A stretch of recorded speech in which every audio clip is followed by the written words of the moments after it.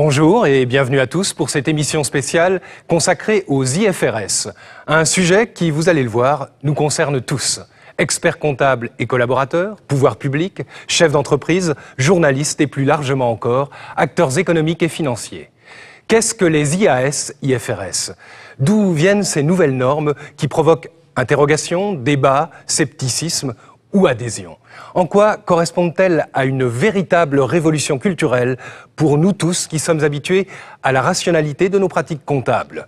C'est ce que je vous propose de voir tout au long de cette émission avec des invités qui viendront sur ce plateau répondre aux questions que vous posez. Des questions dont je vais tenter de me faire l'interprète de la manière la plus simple et la plus directe possible. Pour commencer, intéressons-nous à la genèse de ces nouvelles normes IFRS.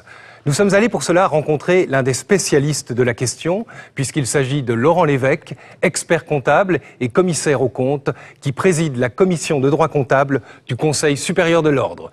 Il nous explique l'origine et les objectifs des IFRS. Regardez.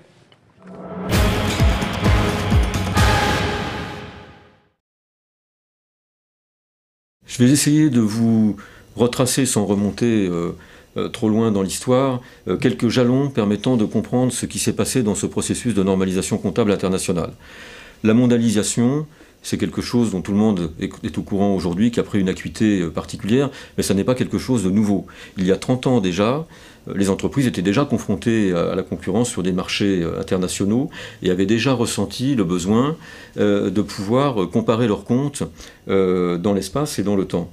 Et de ce fait, pour donner une alternative au seul référentiel qui était reconnu au niveau international, qui était le référentiel américain, une initiative privée a vu le jour en 1973, c'était la création de l'IASC, International Accounting Standards Committee.